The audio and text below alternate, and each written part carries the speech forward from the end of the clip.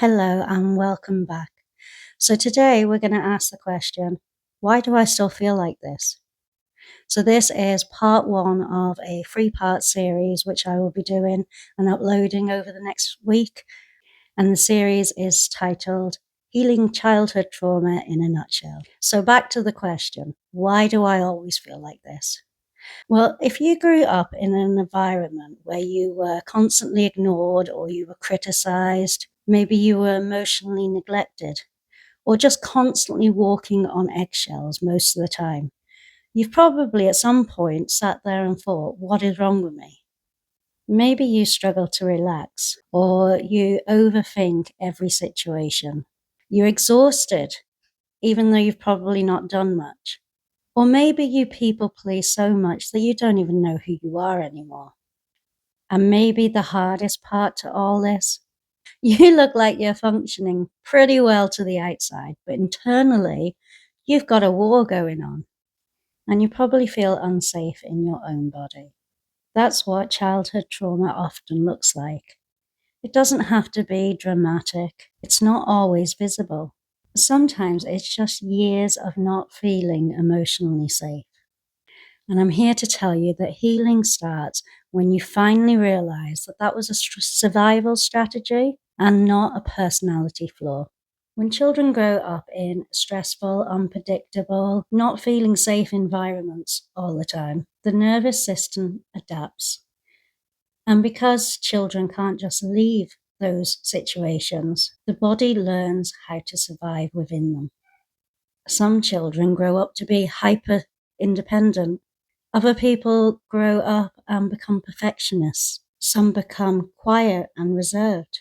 And then you get others that become people pleasers. And a lot of people end up growing up being completely detached from their own emotions.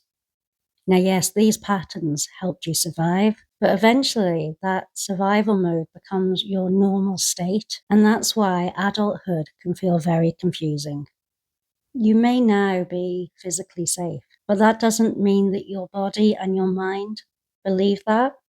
And because of this, things can become very overwhelming.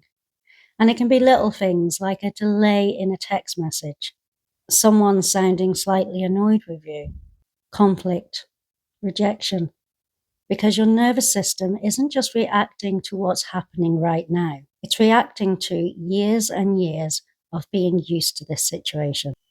It's reacting to stored emotional experiences. You see, trauma isn't just about what happened to you. It's about what happened inside of you because of what happened to you. And healing is not about pretending that it didn't affect you. Healing is learning that your body doesn't no longer need to stay in that survival mode. I think one of the biggest misunderstandings about healing is people believe that you need to become a completely different person. That is so far from the truth. Healing is a lot quieter than most people think it's going to be. It's learning how to be able to say no without feeling guilty for it. It's about being able to rest without feeling guilt. It's learning not to panic when somebody's upset with you. And the biggest thing is learning to allow your emotions to exist and to stop abandoning your own needs for other people's approval.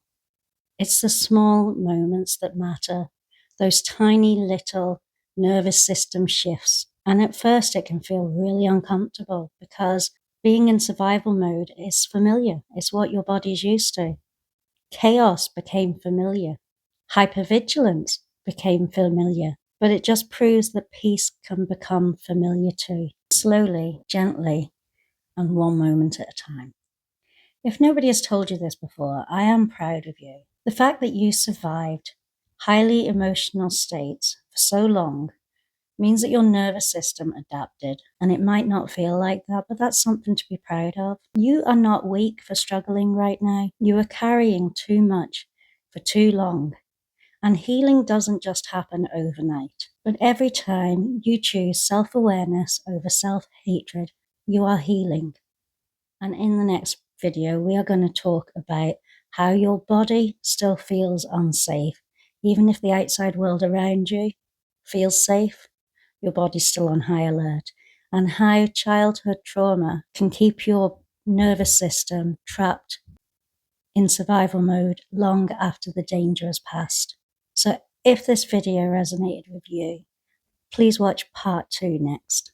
Thank you very much, guys. And as always, please like and subscribe if you find any of my videos are useful for you. Also, stick a comment. Let me know in the comments if this video resonated with you. Thank you so much. Do me a favor and look after yourself gently today. Lots of love.